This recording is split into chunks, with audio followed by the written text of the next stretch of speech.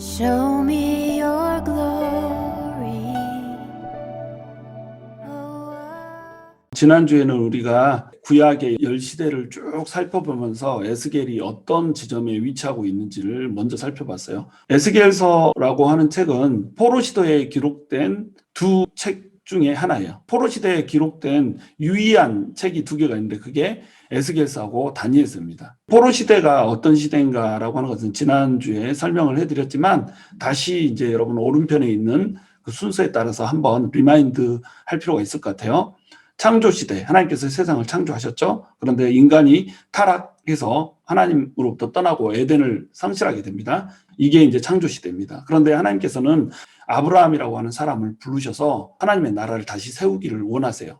하나님의 나라를 세우려면 하나님의 나라에 맞는 하나님의 백성, 나라의 위용에 맞는 하나님의 백성들을 만들어내야 될 거 아니에요. 이 백성들을 만들어내는 과정에 있는 사람들이 이제 족장인 겁니다. 이 족장들이 어떻게 하나님을 섬겼는지에 대한 그 신앙을 다룬 것이 바로 족장 시대인 거예요. 그래서 아브라함, 이삭, 야곱, 요셉, 유다가 끼어들어가고 있고 이런 이야기들을 쭉 다루면서 족장 시대를 기술을 하고 있는 걸 봅니다. 근데 이 족장 시대 때에 하나님께서 이스라엘이라고 하는 나라를 아브라함을 통해서 세우겠다고 약속을 하셨어요. 그런데 400년 동안 타국에서 이방살이를 해야 될 거라고 하는 메시지를 주셨죠. 그 말씀대로 이제 애굽에 들어가서 살고 있는 거예요. 애굽은 지금 이제 이집트를 얘기하는 거죠. 이집트에서 살고 있는 이스라엘 백성들은 맨 처음에는 요셉이 총리였기 때문에 풍요를 좀 누렸지만 시간이 지나면서 이제 종의 상태로, 노예의 상태로 빠져들게 되는 거죠.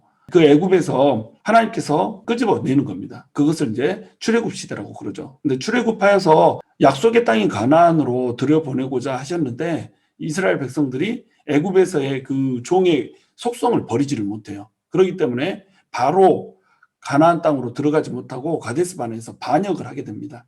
우리는 이 땅에 들어갈 수 없다. 이렇게 해가지고 하나님의 말씀에 불순종하죠. 그래서 광야에서 40년을 떠돌게 되죠. 그래서 출애굽하고 광야에서 떠도는 이 시대를 전부 통틀어서 출애굽 광야 시대라고 이렇게 부르는 거예요. 그 광야 시대에 40년을 돌면서 하나님께 패역했던 옛 시대는 죽어져서 다 사라지죠. 유일하게 하나님 편에 서서 하나님이 약속하신 그 땅이 좋은 땅이라고 우리가 그 땅을 믿음으로 취하자고 말했던 여호수아하고 갈렙 이 두 사람을 제외한 모든 사람들은 죽어서 없어지게 됩니다. 그리고 20세 미만이었던 사람들만 다시 성장하여서 가나안을 향해 들어가게 되는 거죠. 그러니까 그때 제일 나이가 많은 사람은 여호수아 갈렙을 빼면 60살밖에 안 되는 젊은 세대가 가나안으로 들어가게 되는 겁니다. 그래서 가나안 땅을 정복하기 시작하죠. 가나안 땅을 정복하여서 하나님 나라를 드디어 약속된 땅에 건설을 하게 됩니다.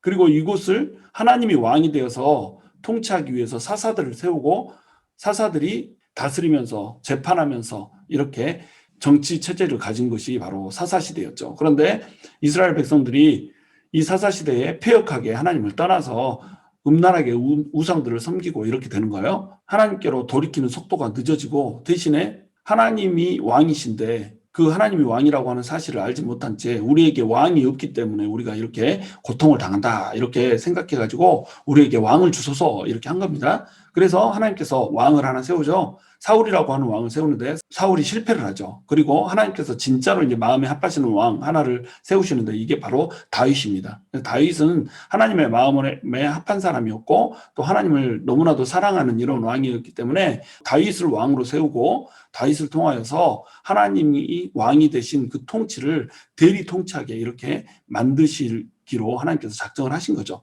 이 다윗에게 하나님께서 이제 언약을 주시는 거예요. 영원한 너의 왕조를 내가 세우겠다. 이 영원한 왕조라고 하는 것은 결국 예수님을 통해서 나중에 완성이 되게 되죠. 그런데 이 다니엘 왕국이라고 하는 왕국이 얼마 가지 못해서 바로 한 세대 후에 무너지게 돼요. 솔로몬이라고 하는 왕이 다윗을 이어서 왕이 되는데 하나님께서 지혜를 주셨는데 자기 지혜로 정략 결혼을 해서 이방의 여인들과 결혼하게 되는 겁니다. 하나님께서 아내를 많이 두지 말라 이렇게 얘기했는데 그 말씀을 어기고 1000명의 여자들과 함께 살게 되는 광경을 보게 되는 거죠. 이 1000명의 여인들이 각자 이방 여인이기 때문에 자기 땅에서 가져온 우상들을 섬길 수 있게 해달라고 솔로몬에게 쪼르고, 솔로몬은 그것에 넘어가서 이스라엘 온 땅을 전부 우상 천지로 만들어버리는 겁니다. 그래서 이것에 하나님께서 분노하셔서 나라를 둘로 쪼개시죠. 그래서 여로보암이 다스리는 북이스라엘과 르호보암이 다스리는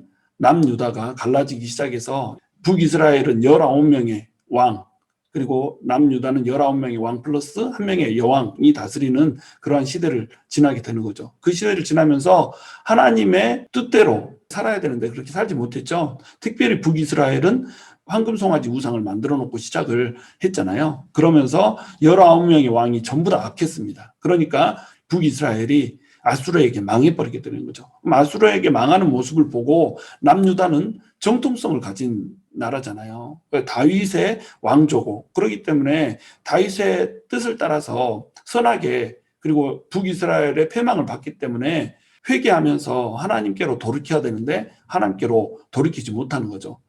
개중에 선한 왕이 있어서 돌이키려고 시도를 하지만 그들에게 있는 산당은 제거하지 못하는, 부분적으로만 선한 왕이고 완벽하게 선한 왕이 되지 못하였기 때문에 선한 왕과 악한 왕을 왔다 갔다 하면서 점점 멸망으로 치달아가기 시작하는 겁니다. 이 시대에 이제 멸망하지 않게 만들어주기 위해서 등장하는 것이 선지자들인 거죠. 선지자들이 하나님의 말씀을 계속 전해주면서 회개하고 돌이켜라, 회개하고 돌이켜라, 돌이키지 않으면 너네는 심판받는다, 돌이키지 않으면 너는 멸망한다, 이렇게 계속 선포를 해주는데도 불구하고 오히려 그 선지자들을 죽이거나 또 선지자들을 핍박하는 백성들을 우리가 볼 수 있었던 거예요. 그래서 하나님께서는 결국 이스라엘 백성들을 포로로 보내는 겁니다. 바로 이 시대에 기록된 책, 이 책이 바로 에스겔서인 거예요. 그리고 하나님께서는 에스겔서를 통하여서 희망의 메시지를 전해주죠. 너네가 포로로 잡혀갔지만 이제 곧 돌이키게 해줄 것이다. 이렇게 예레미야를 통해서도 또 똑같은 메시지를 주셨던 것처럼 에스겔을 통해서도 희망의 메시지를 주는 겁니다. 그래서 포로 귀환 시대가 열리게 되고, 포로 귀환 시대에 돌아와서 하나님의 나라를 세우려고 애를 썼지만 말라기 이후에 다시 이스라엘 백성들이 정신적으로 영적으로 타락해져 가면서 하나님의 말씀이 선포되지 않는 또 400년간의 침묵기가 흐르게 되는 거죠. 애굽에서 이스라엘 백성들이 하나님의 백성임에도 불구하고 노예살이를 해야 되는 그것이 400년이었는데 똑같이 구약시에서 신약으로 넘어오는 시대가 또 똑같이 400년의 침묵기가 흐르는 거죠. 구속사라고 하는 것이 다시 반복되고 있는 거예요. 이제 이 구속사는 누구를 위한 구속사일까요?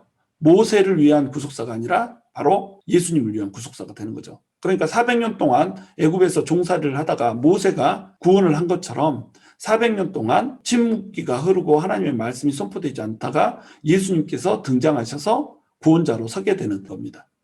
바로 이 시대들 중에서 8번째 포로 시대, 이 시대에 활동을 했던 것이 바로 에스겔이고, 포로 시대를 가장 잘 보여주는 그런 중요한 책이 바로 에스겔서인 거예요. 에스겔서는 바벨론에서 행한 말과 행동만을 기록한 유일한 책이에요.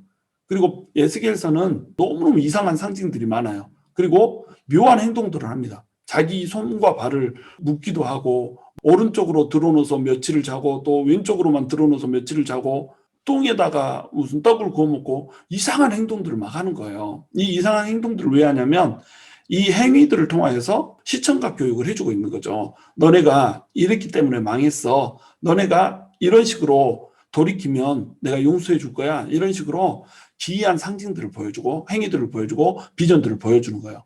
그래서 성경 내에서 가장 비정상적인 책, 이게 에스겔서입니다. 성경 내에서 가장 묘한 책, 이상한 책, 이것이 에스겔서인 거예요. 그래서 에스겔서가 성경 중에서 가장 무시되는 책이에요. 에스겔서를 가지고 설교를 하는 것을 거의 볼 수 없을 정도로, 고작이 있다면 마른 뼈가 부활하는 환상이랄지, 성전 미문에서 물이 흘러나와서 온 땅을 살리는 이런 환상이랄지, 이 부분에 대해서는 말씀을 전하지만 이거 외에는 거의 에스겔서에 대한 말씀들을 전하지 않아요. 왜 그러냐면 그만큼 어려워요, 책이. 그래서 나도 지금 내가 왜 에스겔서를 선택했을까 약간 후회가 되기도 하는데, 에스겔서는 환상들을 문자적으로 해석할 것인가 아니면 상징적으로 해석할 것인가, 이런 부분에서 굉장히 많이 부딪히는 거예요. 천국의 모습을 어떤 식으로 우리가 받아들일 것인가, 이런 부분이랄지, 무천년설이 맞는지 전천년설이 맞는지 후천년설이 맞는지 신천 신지는 어떻게 될 것인지 제3의 성전은 어떠한 모습을 가지게 될 것인지 이것이 진짜로 세워질 제3의 성전인지 아니면 천상에서 이렇게 이루어질 성전의 모습인지 너무너무 어려운 책인 거예요. 그렇기 때문에 해석도 많고 논란도 많고 이런 책이 바로 에스겔서인 겁니다. 상징적으로 문자적으로 어떠한 견해들이 있는지 이것들을 대충 살펴보면서 더욱더 이제 구체적으로는 우리가 어떻게 삶 속에서 적용하기를 하나님께서 원하시는지에 대해서 초점을 맞추면서 이렇게 나아갈 수 있도록 할 것입니다. 자, 에스겔이 누구인가? 에스겔이 누구인지에 대해서는 우리가 아주 구체적으로 알 수는 없어요. 왜냐하면 에스겔이 누구인지에 대해서 성경에서 설명을 많이 하고 있지 않기 때문에 그래요. 근데 에스겔서 자체에서 설명된 에스겔에 대해서는 우리가 대충 알아보면 한 8가지 정도로 축약을 할 수가 있죠. 에스겔이라고 하는 이름의 뜻, 하나님께서 강하게 하신다 이런 뜻입니다. 히스기야도 마찬가지 뜻이죠. 이름의 뜻이 우연은 꼭 아닌 것 같아요. 이스라엘이 패망하여서 하나님께 심판을 받고 또 소망이 없이 포로가 된 상태로 이렇게 하지만 결국 하나님께서 소망을 주시고 희망을 주시고 하나님께서 강하게 하셔서 다시 돌이켜 주실 것이다 라고 하는 뜻하고 또 에스겔 개인적으로는 절망적인 이런 상황 가운데서 희망을 아직도 버리고 있지 않은 사람들에게 희망이 없는 상태다라고 하는 심판의 메시지를 전해야 됐잖아요. 심판의 메시지를 전하느라고 아내도 나중에 죽게 되거든요. 그러한 상태들을 겪었어야 됐기 때문에 하나님께서 강하게 해주지 않으면 결코 감당할 수 없는 일이 바로 에스겔의 일이었죠. 맨정신으로 어떻게 그 이상한 행동들을 할 수가 있겠어요. 하나님께서 강하게 하시고 힘을 주시니까 도무지 사람들은 이해할 수 없는 그런 행동들을 에스겔은 하면서 하나님의 소명을 감당하고 사역을 감당했던 겁니다. 그리고 부시의 아들이에요. 우리 미국 대통령 조지 부시의 아들이 아니고 아버지 이름이 부시입니다. 그리고 이 사람은 원래 제사장이었어요. 제사장이었는데 나중에 선지자로 부르심을 받고 난 후에는 제사장이라기보다는 선지자로서 더 강한 역할을 하게 되는 이런 사람이죠. 그 에스겔의 핵심 주제를 보면 이 사람이 제사장이면서 선지자였다라고 하는 사실이 매우 매우 중요해요. 나중에 가서 이제 설명을 하겠지만 그리고 에스겔은 2차 바벨론 포로로 잡혀갔던 사람이에요. 바벨론 포로로 잡혀가는 게 3번으로 나눠서 잡혀갔다고 그랬잖아요. 그래서 1차에 다니엘이 잡혀가고 2차에 에스겔이 잡혀가고 3차에 시드기야가 잡혀가면서 완전히 멸망하고 이런 식으로 3번에 나눠서 바벨론 포로로 잡혀가는 겁니다. 그때 나이가 25세예요. 25살의 젊은 나이에 바벨론의 포로로 잡혀가서 5년 후부터 소명을 받고 30세부터 사역을 하는 겁니다. 그러면 에스겔은 언제 활동을 했을까요? 에스겔은 597년에 잡혀가고 나서 5년 후부터니까 593년부터 이제 활동을 했다는 거예요. 어떤 분은 이제 592년이라고 하는 사람도 있고 어떤 분은 593년이라고 하는 사람도 있어요. 그리고 597년부터 이제 5년 후니까 97부터 세면 593년이 되고 96년부터 세면 592년이 되는 거죠. 그래서 지난주에는 제가 592년으로 이제 설명을 했지만 이번 주에는 593년으로 이제 설명을 합니다. 많은 사람들이 593년으로 보는 것 같아요. 그래서 30세에 593년부터 활동을 시작했다. 그리고 바벨론의 그 텔아비브에 집이 있었다라고 나와요. 자기 집이 있었고 8번 눈에 기뻐하는 아내를 가지고 있었어요. 눈에 기뻐하는 아내를 참 사랑했던 것 같아요. 네 눈에 기뻐한다. 눈에 기뻐한다 그 말은 보기만 해도 이쁘다 이런 뜻이잖아요. 보기만 해도 이쁜 아내를 가지고 있었는데 이 아내를 하나님께서 데려가 버리십니다. 하나님께서 이 아내를 왜 데려가시냐면 에스겔 선지자의 아내가 바로 이스라엘인 거예요. 호세아도 똑같이 이런 관점에서 쓰여지잖아요. 호세아에게 음부 고멜을 데려와서 결혼해라 이렇게 얘기하잖아요. 근데 그 음부가 다시 나가가지고 다른 남자하고 간음을 한단 말이죠. 그래서 결국은 노예의 몸으로 종의 몸으로 팔려가는 고멜의 모습을 봐요. 근데 호세아에게 명령하셔서 이거를 다시 사서 데려오게 만들잖아요. 그 돈을 주고 사서 데려오는 그 모습이 바로 하나님을 의미하는 거예요. 음부처럼 이스라엘이 그렇게 간음하면서 우상 숭배하면서 그렇게 지 멋대로 살았지만 도덕적으로 종교적으로 완전히 타락해서 살았지만 나는 그 이스라엘을 사랑해서 다시 아내로 취한다. 그러니까 이제부터는 나랑 잘 살자 이런 메시지로 이제 전해줬던 거예요. 똑같이 에스겔의 아내도 이스라엘로 보는 거예요. 근데 호세아의 아내인 고멜과는 좀 다른 이제 관점에서 보는 거죠. 원래는 에스겔이 너처럼 나도 내 아내인 이스라엘을 사랑했다는 거예요. 에스겔이 자기 아내를 눈에 넣기도 아까워할 정도로 이렇게 기뻐하는 아내였던 것처럼 이스라엘도 내 아내로서 내가 그런 존재로 불렀다는 거죠. 그런데 그 이스라엘이 이제 더 이상 눈에 기뻐하는 아내가 아닌 거예요. 그래서 그 이스라엘을 포로로 잡혀가게 해서 죽이겠다 이 말을 하는 거죠. 그래서 네 눈에 기뻐하는 아내를 내가 죽게 할 텐데 너는 아내가 죽은 모습을 보고 절대 울지 말아라. 이렇게 명령을 하는 겁니다. 24장 16절에 그 말씀이 이제 나오거든요. 죽은 아내를 보고도 울지를 못하는 이 에스겔의 심정, 이게 느껴지시나요? 이게 바로 하나님의 심정이라는 거죠. 슬프지만 눈물겹지만 이스라엘 백성들을 바벨론의 포로로 보내셔야만 하는 하나님의 마음, 이것을 에스겔에게 겪게 하는 겁니다. 그래서 에스겔이 그 고통을 겪는 모습으로 표현되면서 행위 예술로서 이스라엘 백성들에게는 하나님의 마음이 이런 것이구나, 자기 사랑하는 아내를 죽여야 되는 이러한 마음이 하나님의 마음이구나, 이런 것을 이해하고 알 수 있도록 이렇게 해놨던 거죠. 이스라엘 백성들이 바벨론으로 잡혀가잖아요. 2차 포로로 잡혀가는데 이 2차 포로로 잡혀가지고 있는 이 시점에서 말씀을 선포한 것이 바로 에스겔이죠. 그러니까 에스겔은 어디에서 말씀을 선포하냐면 그발강이라고 하는 곳에서 말씀을 선포합니다. 바벨론 바로 밑에 있는 그 하늘색으로 되어 있는 거기가 페르시아만의 그 바다죠. 그리고 거기에서 뻗어 올라가고 있는 왼쪽 강이 유브라테스 강이고 오른쪽 강이 티그리스 강이거든요. 이 유브라테스 강에서부터 강의 지엽이 하나 딱 흐르고 있어요. 조그만 강이 흐르고 있는데 이 강이 바로 그발강입니다. 이 그발강가에서 거하면서 에스겔이 자기 환상을 보고 막 이런 것들을 기록을 한 거예요. 역사를 다시 한번 이제 봅니다. 동시대에 어떤 사람들이 사역을 하고 있었는지 이것을 봐야지 에스겔서를 이제 좀 입체적으로 우리가 볼 수가 있어요. 다른 것은 다 지난주에 설명을 구체적으로 했고, 예레미야하고 다니엘하고 에스겔이 동시대의 인물인 겁니다. 그런데 나이 순으로 보면 예레미야가 한참 전의 사람이죠. 그리고 에스겔이 나이가 더 많고, 그 다음에 다니엘이 그 다음 어린 순서로 이렇게 나이가 되어 있습니다. 다니엘이 1차 포로 때 잡혀갔고 2차 포로 때 에스겔이 잡혀가기 때문에 다니엘이 나이가 많다 이렇게 생각하면 안 돼요. 1차 포로 때 다니엘이 잡혀갔지만 에스겔이 더 나이가 많습니다. 그리고 에스겔은 아마도 예레미야를 알고 있었던 것 같아요. 왜냐하면 예레미야의 말씀이나 사상과 에스겔이 말하고 있는 말씀과 사상이 굉장히 유사하기 때문에 그래요. 물론 하나님의 메시지이기 때문에 비슷할 수도 있지만 이들은 동시대에 살고 있었고 문학적인 특성들이 비슷하다고 봤을 때 아마 이들은 알고 있었지 않았을까 이렇게 생각할 수 있는 겁니다.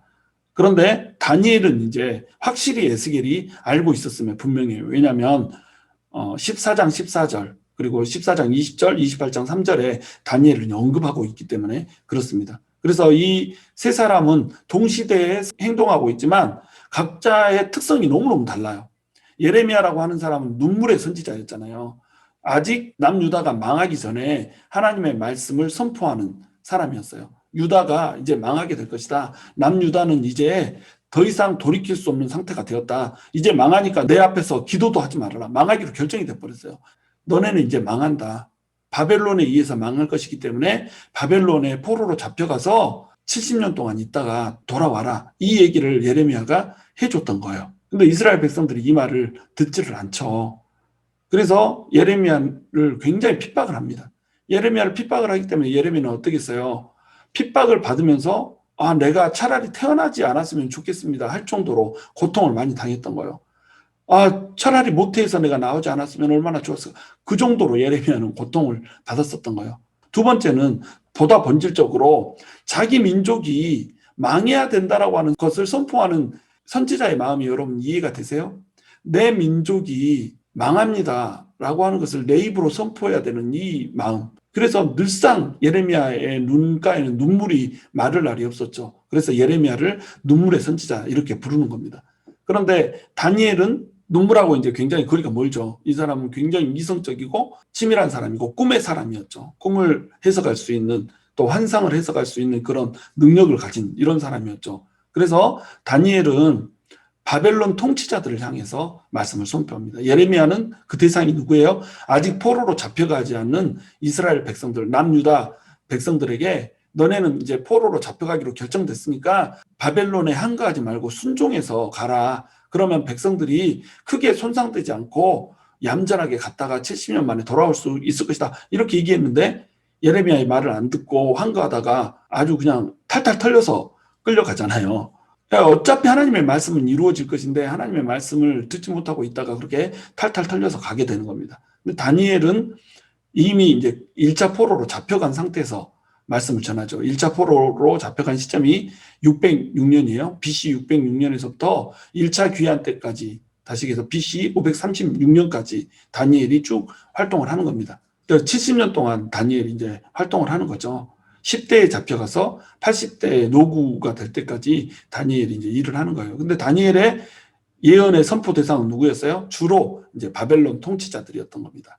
그래서 느부갓네살 왕에게, 벨사살 왕에게 하나님의 말씀을 선포하고 꿈과 이상을 해석해주고 이러면서 그 시대를 하나님의 뜻대로 살았던 사람이 다니엘. 근데 이제 에스겔은 너무나도 이제 특이한 사람이죠. 이 사람은 기이한 행동으로 이제 유명한 이런 사람인 거죠. 하나님께서 기이한 행동으로 하나님의 말씀을 시청과 교재로서 제시하기를 원했기 때문에 너무나도 이상한 행동들, 그리고 에스겔이 보는 환상들도 다른 성경에서는 볼 수 없는 기묘한 환상들을 보게 되고 해석이 너무나도 힘든 그러한 비전들을 보게 되기 때문에 에스겔은 또 에스겔 나름대로의 독특함을 갖는 사역자라고 볼 수가 있는 겁니다. 이 에스겔은 이스라엘을 향해서 말을 하죠. 포로로 이미 잡혀와 있는 바벨론의 포로가 된 남유다의 백성들, 이스라엘 백성들을 향해서 말씀을 선포해요. 또한 동시에 아직 예루살렘에 남아있는 성도들을 향해서도 가끔 말씀을 선포하고 이렇게 하는 역할을 했던 게 바로 에스겔인 거죠. 더 구체적으로 들어가 보면 예레미야의 예언은 뭐냐면 예루살렘이 멸망할 것이다. 포로로 잡혀갈 것이다. 그러니까 바벨론에게 복종하라 이거예요.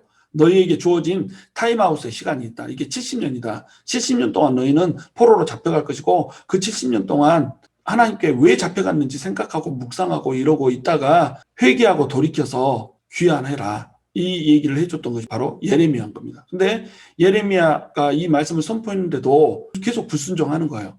그리고 바벨론에 계속 항거를 하는 겁니다. 이 시대에 그들이 불순종했던 이유가 뭐예요? 불순종했던 이유는 그들 안에 자신들은 절대로 망하지 않는다는 신념이 있었던 거예요. 자기들은 하나님이 선택된 백성이기 때문에 망할 수가 없다고 생각했어요. 두 번째로는 하나님의 임재가 있는 성전이 예루살렘에 있기 때문에 예루살렘은 절대 망할 수 없다고 생각을 했어요. 세 번째로는 다윗 왕조에게 언약을 준 거예요. 다윗 왕조는 망하지 않고 영원할 것이다 라고 하는 언약을 주었기 때문에 이 다윗 왕조가 있는 한은 절대로 망하지 않는다 이렇게 믿었던 겁니다. 근데 다윗 왕조에 영원할 것이라고 하는 언약은 사실은 예수 그리스도가 올 것이다라고 하는 예언이었거든요. 근데 그들은 이것을 알지를 못했던 거죠. 그래서 다윗 왕조가 있으니까 안 망한다 이렇게 헛된 신념을 가지고 있었던 거죠. 신앙이 없는 신념을 가지고 있었던 거예요. 철저한 신앙으로 하나님을 바라보면서 하나님의 뜻대로 사는 이러한 신앙의 입각에서 믿는 것이 아니라 인간적인 신념으로 믿는 거예요. 잘못된 신념으로 믿는 거죠. 우리가 신념을 가지면 안 되거든요. 신앙을 가져야 되는데 신념을 가져버리면 이건 위험해지는 겁니다. 하나님을 이들은 몰랐던 거예요. 하나님께서는 언제든지 그들이 폐역하고 신앙을 버려버리면 아무리 신념을 강하게 가지고 있어도 하나님께서는 하나님의 백성들을 징계 가운데로 심판 가운데로 내몰아서 그들이 정화되고 정결하게 돼서 하나님께로 돌아와서 하나님과 올바른 관계를 성립하게 만들기를 원하신다라고 하는 하나님의 거룩에 대해서 그들은 몰랐던 거예요. 하나님이 어떤 백성을 원하는지를 그들은 알지 못했던 거예요. 하나님께서 한 번 선택했으니까 절대로 버리지 않는다고 믿었던 겁니다. 마치 오늘날의 크리스찬들하고 똑같은 거예요. 하나님께서 약속을 주셨잖아요. 내가 너네를 결코 떠나지 않을 것이다. 너네는 한 번 믿었으므로 그 믿음을 절대 놓치지 않을 것이고 영원히 그 믿음을 소유하게 될 것이다. 이러니까 값싼 믿음이 돼버렸잖아요. 싸구려 믿음이 돼버렸단 말이죠. 예수님 통해서 복받을 생각만 하고 예수님 안에서 성결하게 거룩하게 하나님의 뜻대로 살아가고자 하는 열심은 전혀 보이지 않는 이런 상태가 돼버렸다는 거죠. 근데 하나님께서는 그런 분이 아니란 말이에요. 하나님은 사랑이면서 동시에 공의이시고 하나님께서는 우리에게 은혜를 주시면서 동시에 우리에게 거룩하기를 요구하는 분이시라는 겁니다. 그러니까 하나님의 백성이 하나님의 백성답게 살기 위해서는 하나님의 거룩이라고 하는 것, 하나님의 은혜를 누려야 되지만 동시에 하나님의 거룩이라고 하는 것을 추구를 해야 된다는 거예요. 하나님의 성결이라고 하는 것을 추구를 하면서 살아야 된다는 겁니다. 그래야지 하나님의 임재를 마음껏 누리면서 살 수 있다는 거예요. 근데 이들은 이렇게 하지 못하고 하나님께 폐역을 했던 겁니다. 종교적으로 도덕적으로 완전히 떠나서 하나님의 백성이라고 선택됐다고 하지만 전혀 하나님의 백성답게 살지 못하는 이런 상태가 돼버렸던 거예요. 그러니까 하나님께서 징계의 타임테이블 가운데 이들을 둘 수밖에 없었던 거죠. 그래서 이들이 이제 포로로 잡혀가게 되고 이때에 에스겔도 포로로 잡혀가게 되는 겁니다. 그러니까 파란색으로 표시된 예레미야 시대 봐보세요. 그리고 노란색으로 표시된 에스겔의 시대 봐보세요. 겹치죠? 예레미야가 계속 선포를 하고 있는 이 중간에 에스겔이 포로로 잡혀간 겁니다. 그리고 2차 포로로 BC 597년에 잡혀가는데 BC 593년에 소명을 받고 일을 할 때까지 5년 동안 하나님이 에스겔을 부르시지 않았어요. 근데 5년 후에 BC 593년에 하나님의 영광을 보고 나서 소명을 받고 하나님의 예언 작업을 시작을 했던 겁니다. 이 시대까지 이 사람들은 뭘 갖고 있었어요? 아직도 꿈을 가지고 있었던 거예요. 우리는 망하지 않았어. 예루살렘 성전은 아직도 건재해. 우리는 포로로 잡혀왔지만 예루살렘에 살고 있는 사람들은 아직도 여호와 신앙을 가지면서 그렇게 살아가고 있어. 하나님의 선택된 백성도 망하지 않았고 예루살렘 성전도 망하지 않았어. 더구나 지금 시드기야 다윗 왕조의 자손인 시드기야가 왕으로 있잖아. 그러니까 다윗의 왕조도 무너지지 않았어. 다윗의 왕조는 무너지지 않을 거야. 영원히 존속될 거야. 그게 하나님의 약속이야. 언약이야. 이러면서 지금 버팅기고 있었던 거예요. 계속 언젠가는 바벨론이 무너지고 돌아갈 수 있을 거라고 생각했던 겁니다. 그런데 이 바벨론이 무너지는 것이 누구에 의해서 무너질 거라고 생각하냐면 애굽에 의해서 무너질 수도 있다라고 기대를 했던 거예요. 애굽에 빌붙어서 애굽의 그 강대함으로 바벨론을 쳐서 없애줄 것이라고 이렇게 생각을 했던 거죠. 하나님을 의지하지도 않고 애굽 의지하면서 헛된 꿈을 지금 가지고 있는 거예요. 그러니까 하나님이 어떻게 구해줄 수가 있겠어요? 바벨론이 애굽과의 전쟁에서 대승을 거두죠. 그러면서 이제 바벨론이 그 일대의 패권을 장악하게 되는 그런 역사를 우리가 볼 수가 있는 겁니다. 우리는 선민이니까 아직 망한 거 아니야. 예루살렘 성전이 건재하니까 성전이 있는 한은 우리는 망하지 않아. 다윗 왕조가 아직 살아있으니까 그 언약대로 우리는 절대 망하지 않아. 이렇게 버팅기고 있는 그 시점에 바로 에스겔에게 하나님의 말씀이 임하는 거예요. 자, 예레미야가 아무리 말해도 못 알아먹는다. 에스겔 네가 좀 말해야겠다. 포로로 잡혀온 이것들한테 헛된 꿈 꾸지 말라고 얘기해야겠다. 자, 헛된 꿈을 꾸고 있다는 것은 무슨 뜻이에요? 우리가 왜 포로로 잡혀왔는지 그것을 묵상하지 않는다는 겁니다. 자기들에게 큰 잘못이 있다라고 생각하지 않는 거예요. 언젠가는 지금 하나님께서 우리를 돌이켜 줄 거라고 이렇게 생각을 하는 거예요. 그러니까 왜 우리가 포로로 잡혀왔는지 이걸 묵상하지 못하는 거죠. 하나님께서는 이들이 70년 동안 타임아웃을 하면서 그 시간 동안에 깊이 반성하기를 원하거든요. 우리 아이들한테 타임아웃 주는 이유 뭐예요? 벽 쳐다보고 평생 살으라고 주는 거 아니잖아요. 5분간 타임아웃 그러면 5분의 시간이 지나면 이 아이는 자유롭게 엄마를 껴안을 수 있어요. 근데 5분 동안 타임아웃 주는 이유 뭐죠? 5분 동안 반성하라는 거예요. 5분 엄마가 타임아웃을 줬으면 그 5분의 시간은 무조건 지켜야 되는 거예요. 엄마는 이미 마음속에서 용서했고 벽 쳐다보고 찡찡거리고 있는 이 자녀를 보기에 가슴이 아파도 이 5분이라고 하는 시간은 자녀에게 허락해야 되는 거예요. 왜? 타임아웃에서 돌아와야 되거든요. 그래서 엄마와 아들의 온전한 관계가 이루어져야 되거든요. 이것처럼 70년 동안 타임아웃 줬어요. 근데도 말을 안 듣네요. 그러니까 꿈 깨라고 얘기 좀 해줘라 이러고 에스겔한테 얘기를 해준 거예요. 근데 에스겔아 좀 들어봐라. 예레미야가 그렇게 울면서 얘기를 해도 말을 좀 안 듣는다. 그럼 너는 어떻게 하겠니? 아주 충격적인 방법으로 좀 얘기를 해야 되지 않겠니? 그래가지고 이제 행위 예술을 하게 하는 거예요. 퍼포먼스를 하게 하는 겁니다. 그래서 그걸 보면 사람들이 쇼크를 먹잖아요. 저 사람 도대체 왜 저러고 있어? 지가 지팔을 왜 묶어? 왜 똥에다가 떡을 구워 먹어? 미쳤어?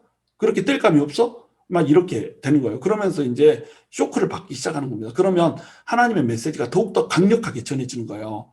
자, 70년 동안 타임아웃이다.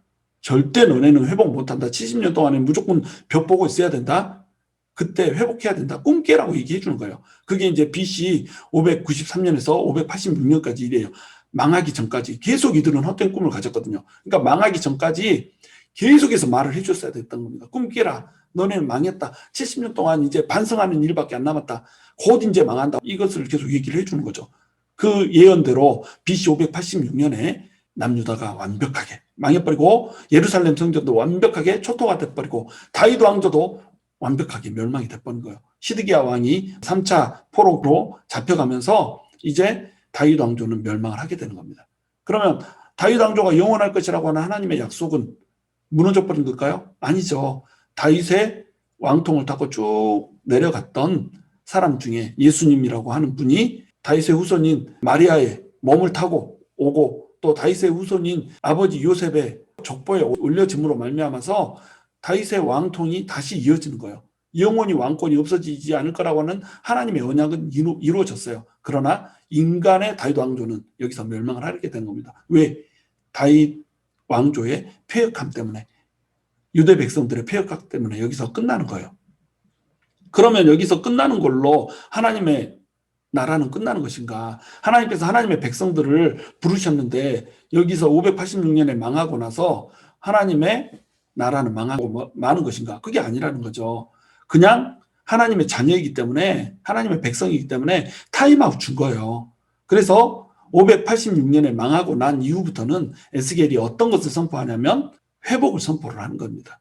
너네 망했지? 자, 하나님의 말씀대로 망했잖아. 그런데 이제 회복해 줄 거야. 이스라엘을 회복시켜 줄 것이고, 이스라엘뿐만 아니라 모든 민족, 열방을 다 회복시켜 줄 날이 올 거야. 새 하늘, 새 땅이 열리게 될 것이야. 이런 식으로 이제 에스겔이 말씀을 선포해 주는 겁니다. 그래서 BC 593년부터 586년까지 7년 동안은 심판의 메시지를 줬다라고 한다면 BC 586년부터 570년까지 15년 동안은 하나님의 회복의 메시지가 선포가 되는 거예요. 멋지죠? 무려 2배의 시간을 회복의 메시지를 주고 있는 것을 우리가 볼 수가 있는 겁니다. 에스겔서의 기록 목적이 그럼 뭐겠어요? 에스겔서의 기록 목적은 방금 설명했듯이 이런 겁니다. 헛된 꿈 꾸지 말고 왜 포로가 되었을까 좀 생각해 봐라. 그리고 하나님을 떠났으니까 원하는 우상의 땅으로 내가 보내는 거다. 너네가 하나님 떠나서 우상 섬겼지? 너네가 그토록 사랑했던 그 우상들이 있는 땅으로 내가 보내줄게. 이렇게 한 거예요. 우상이 그렇게 좋아? 그러면 그 땅으로 시집가. 이렇게 해서 우상으로 시집을 보내버린 거예요. 원래 이스라엘 백성은 어디에서 왔죠? 아브라함이 바벨론에서 왔잖아요. 아브라함이 어떤 사람이었어요? 하나님이 부르기 전에 우상을 만들어 파는 우상 숭배자의 아들이었단 말이죠. 아브라함 자체도 우상을 숭배하는 우상 숭배자였고, 우상 숭배자의 아들이니까 우상을 만들어서 파는 사람이었으니까 얼마나 우상 숭배를 많이 했겠어요. 거기에서부터 아브라함을 불러서 하나님의 백성을 사는 겁니다. 또 애굽에서도 애굽에 10재앙을 내리는데 그 10재앙이 다 뭐였어요? 애굽의 우상들에 대한 재앙이었단 말이죠. 그러니까 애굽에서도 이 사람들은 우상을 섬기는 문화들을 가지고 살았단 말이에요. 하나님께서 바벨론에서 불렀었는데 우상을 섬기는 문화에서 불렀고, 애굽에서 부르셨는데 거기서도 우상을 섬기는 문화 가운데서 불렀단 말이에요. 우상을 섬기는 문화를 끝내고 그곳에서 불렀던 이유 뭐예요? 우상 버리고 진짜 하나님인, 진짜 신인, 유일한 신인, 유일한 창조주인 나를 믿어라. 나랑 관계하자. 나를 남편 삼고 너네가 내 아내가 되어라. 우리 부부하자. 우리 서로 사랑하는 찌찌뽕 하자. 이렇게 말씀을 하신 거죠. 근데 나는 당신 말고 옛날에 그 남자가 좋네요. 이러고 가버린 거예요. 우상을 찾아서 가버린 거예요. 그러니까 너네가 원래 왔던 그럼 그 우상 천지인 땅으로 돌아가라 이래가지고 바벨론으로 보내버린 겁니다. 그런데 바벨론으로만 보냈냐면 그게 아니고 바벨론에서 와가지고 예루살렘을 멸망시키고 초토화를 시켰기 때문에 이들이 살아남고자 어디로 도망가요? 애굽으로 도망갔던 거예요. 그래서 원래 그들이 우상 숭배했던 그곳으로 바벨론과 애굽으로 찢겨져서 떠나가 버리게 되는 이런 일이 벌어지게 된 겁니다. 하나님께서도 이렇게 하신다는 거예요. 너네가 그토록 그게 좋아? 그러면 그거 사랑해서 그대로 한번 해봐. 이렇게 한다는 거죠. 우리가 우상을 사랑하잖아요. 어떤 것이 우상이 되었건 간에 우리가 돈을 사랑하잖아요. 하나님이 너 그거 안 좋으니까 멈춰 하고 어느 시점까지 말해주지만 계속 너무 그것을 사랑하면 그래 사랑해봐라. 해봐라. 돈 한번 사랑해봐라. 네가 그렇게 세상의 명예와 또 세상의 학력과 세상의 스펙이 그렇게 중요해? 그것 때문에 날 등지고 그것들을 더 나보다 사랑하면서 그렇게 그래, 한번 해봐라. 그것들이 너네에게 행복을 줄 수 있는지 한번 해봐라. 이렇게 하는 거예요. 근데 우상은 죽어 있는 거잖아요. 우상을 죽어 있는 거기 때문에 우상을 숭배하면 반드시 어떻게 돼요? 같이 멸망하게 되는 겁니다. 우상을 사랑하는 사람은 자기가 사랑하는 것을 닮기 때문에 우상을 닮아가요. 우상을 닮아간다는 말은 뭐냐면 우상들이 생각도 없고 또 인격도 없고 이런 것처럼 자기도 인격을 잃어간다는 거예요. 그러니까 도덕적으로 타락하고 폐역해 간다는 거예요. 근데 하나님을 사랑하면 어떻게 되죠? 하나님을 닮아가는 거예요. 우상을 사랑하면 우상을 닮아가고 하나님을 사랑하면 하나님을 닮아가는데 우상은 어때요? 존재가 죽은 존재죠. 그러니까 우상 따라서 가다가 같이 멸망하는 거예요. 근데 하나님은 어때요? 살아계신 하나님이시잖아요. 그러니까 하나님 따라가면 살아남는 거예요. 하나님을 따라가면 많이 묶여있는 것 같고 막 하나님의 요구하는 것들을 막 들어줘야 될 것 같고 막 이렇게처럼 보이지만 그렇지 않다는 거예요. 하나님을 사랑하면 하나님이 살아계시고 하나님이 권능의 하나님이시기 때문에 살아있는 그 하나님처럼 우리도 살 수 있을 뿐만 아니라 하나님의 권능을 마음껏 누리면서 살 수 있는 존재로 된다는 겁니다. 이것이 하나님의 뜻이었어요. 자, 이걸 좀 깨달아라 이거죠. 그래서 하나님을 떠나면 결국 죽게 된다. 그래서 나오는 게 뭐예요? 마른 뼈의 환상인 거예요. 하나님 떠났으니까 너네는 마른 뼈가 돼버렸다. 이거예요. 그런데 하나님이 너네를 돌이키겠다는 거예요. 회개하고 돌이켜라. 그러면 내가 마른 뼈인 너네를 완전히 살려줘서 군대를 이루어줄게. 회복의 메시지를 주는 거죠. 하나님께로 돌아와. 나한테 돌아와. 그러면 회복시켜줄게. 너무 걱정하지 마. 시간만 지나면 돼. 5분 타임아웃 하면 내가 끌어안아 줄게. 맛있는 거 해줄게. 엄마가 이렇게 얘기하듯이 걱정 마. 70년 지나면 내가 회복시켜 줄게. 마른 뼈처럼 다 말라서 소망이 전혀 없게 보이는 너네한테 내가 소망을 주고 희망을 줄게. 조금만 고생해. 그러나 고생하는 동안 깨달아야 돼.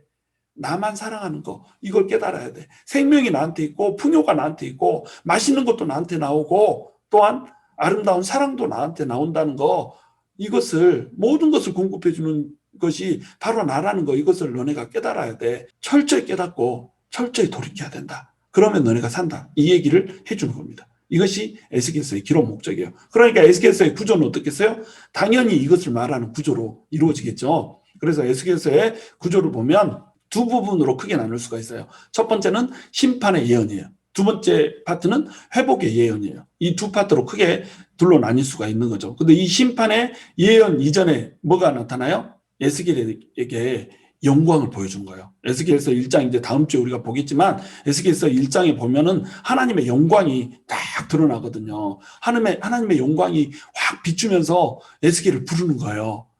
영광이 있으면서 에스겔을 부르는데 이제 열국을 심판하는 그 시점에 하나님의 영광이 떠나버리는 것을 보여줘요.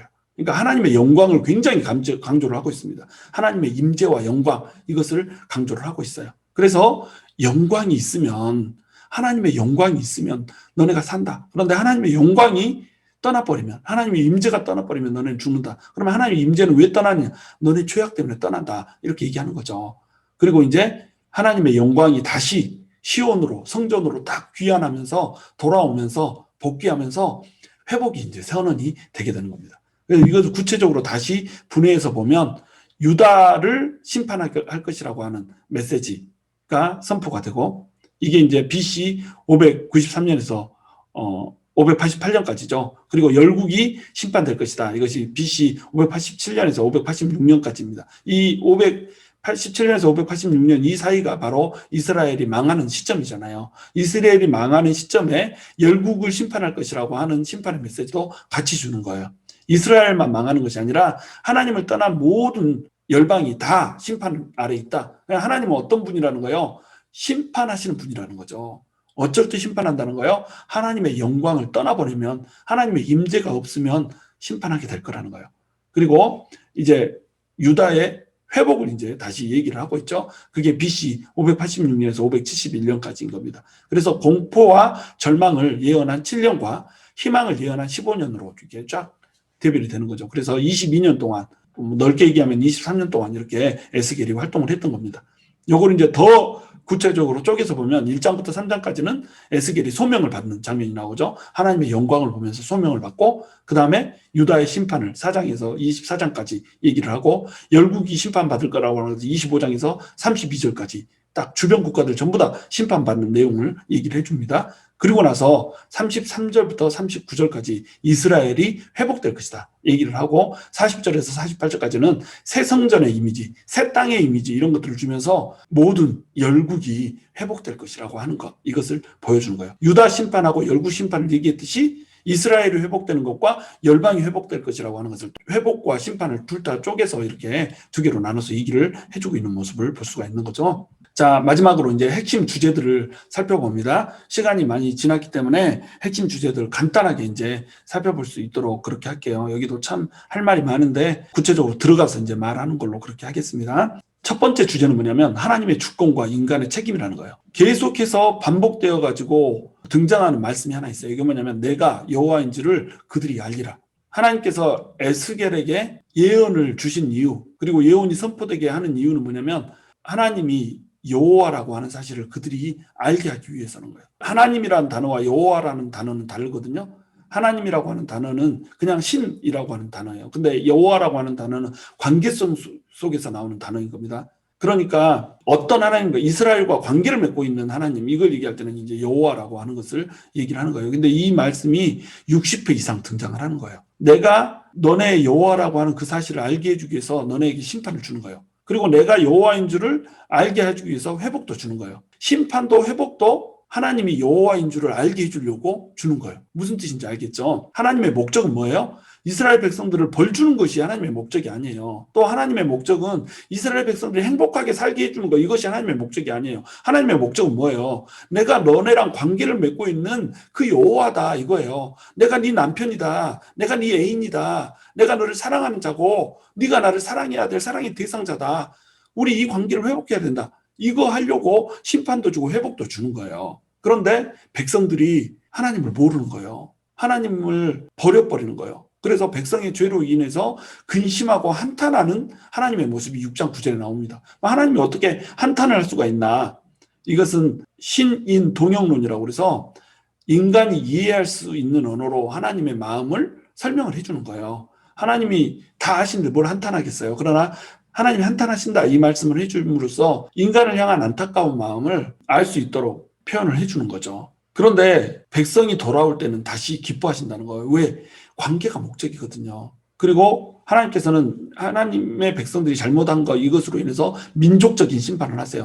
하나님의 백성들이 잘못하면 전 민족이 다 심판을 받아요. 공동체가 전부 심판받아요. 그런데 거기에 남은 자는 심판을 받지 않고 다시 회복을 받게 될 거라는 겁니다. 또한 인자라고 하는 말, 이 말도 90배 이상이 등장을 하죠. 요거는 이제 나중에 설명을 하도록 하겠습니다. 2번, 하나님의 임재와 영광이라는 거예요. 하나님은 모든 곳에서 왕이세요. 바벨론에서도 왕이시고 애굽에서도 왕이시고 남유다에서도 왕이세요. 그러니까 하나님을 전부 다 왕으로 모셔야 되는 거예요. 어느 곳에서나 하나님께서 임재하고 싶으면 임재하시는 거예요. 예루살렘에 성전이 있기 때문에 하나님이 그곳에 임재하시는 게 아니에요. 임재하시는 곳이 거룩한 곳이 되는 겁니다. 시내산에 하나님이 임재했기 때문에 시내산에 성전이 없었어도 시내산이 거룩한 곳이 돼버렸잖아요. 이곳은 거룩한 곳이니 네 신발을 벗어라 하나님 명령하셨잖아요. 그 이유가 뭐예요? 하나님의 임재가 있었기 때문에 거룩한 거예요. 하나님의 임재가 있고 하나님의 영광이 있는 곳이 거룩해지는 겁니다. 그러니까 하나님은 모든 곳에 임재하실 수 있고 모든 땅에서 하나님이 왕이시라는 거예요. 에스겔을 부를 때도 하나님께서 임재하고 영광으로 콜링을 했잖아요. 그리고 하나님의 영광이 떠남으로써 멸망이 왔잖아요. 그러니까 하나님의 임재가 없고 하나님의 영광이 떠나버리면 그것이 곧 멸망이라는 거예요. 그런데 하나님의 영광이 돌아옴으로써 또 회복이 되잖아요. 그러니까 결국 뭐예요? 하나님의 임재와 영광이 있어야 우리가 하나님의 백성으로서 영광을 누리면서 회복을 누리면서 에덴을 누리면서 이렇게 살 수 있다는 겁니다. 그래서 시온산과 성전에 하나님의 영광이 임하는 걸로 회복의 메시지를 주잖아요. 그 이유가 뭐예요? 임재와 영광이 있어야 하나님의 백성이 회복을 누릴 수 있고 에덴을 다시 누릴 수 있다라고 하는 메시지를 주는 겁니다.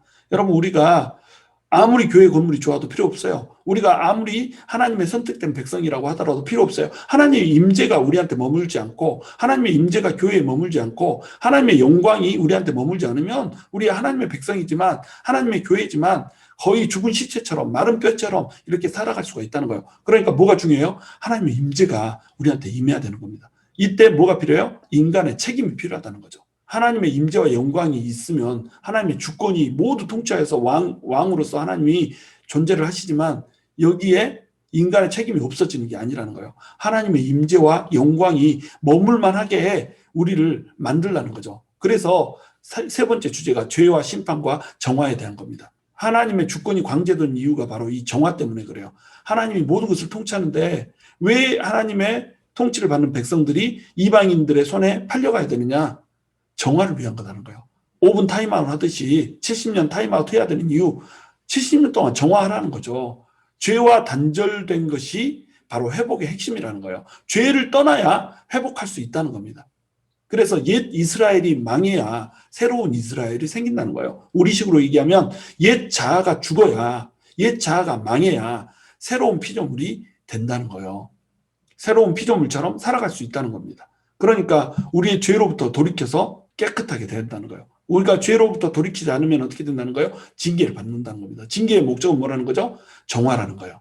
징계의 목적은 하나님의 본심이 징계를 줘서 고통을 주고자 하는 것이 본심이 아니고 징계를 줘서 돌이키게 하고 깨끗하게 하는 것, 이것이 하나님의 본심이라는 거죠. 이 목적이 이루어지고 나면 하나님께서는 구원과 회복을 주신다는 거예요. 이 구원과 회복은 급진적인 거예요.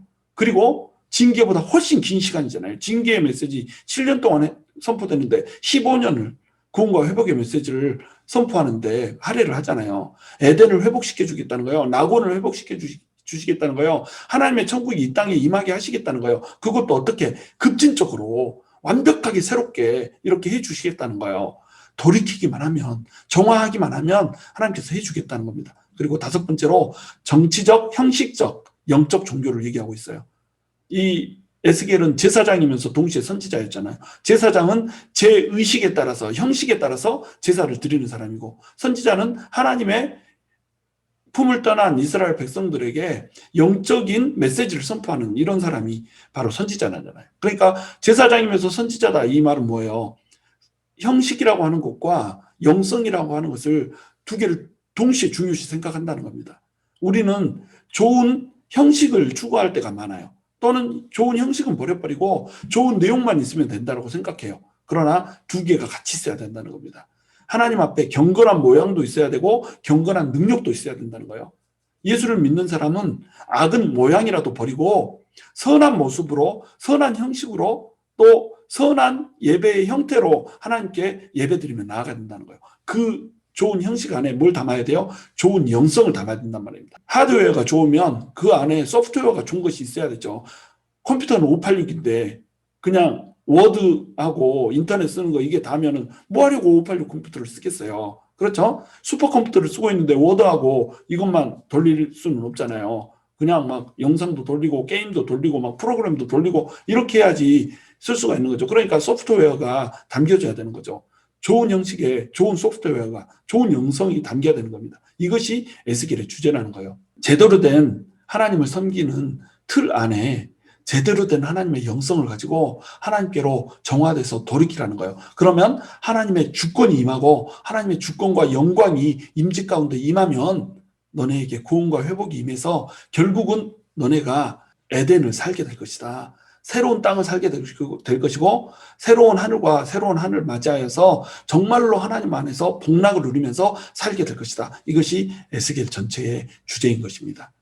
자, 다음 주부터는 이제 에스겔 1장으로 돌아가게 될 텐데, 여러분 에스겔의 전체 주제를 우리가 보았듯이 저와 여러분이 하나님 앞에서 우리의 죄를 끊고 우리의 옛 자아를 끊고 하나님의 백성답게 하나님께로 정화되어서 돌이키셨으면 좋겠어요. 그래서 좋은 형식 안에 좋은 영성을 담고 정말로 우리가 하나님의 임재와 하나님의 영광을 끌어들이는, 임재가 있고 영광이 있는 그런 성도, 그런 교회가 되었으면 좋겠어요. 그로 말미암아서 우리가 하나님의 천국을 이 땅 가운데서도 누리게 되는 귀한 은혜가 있게 되기를 주님의 이름으로 축원합니다.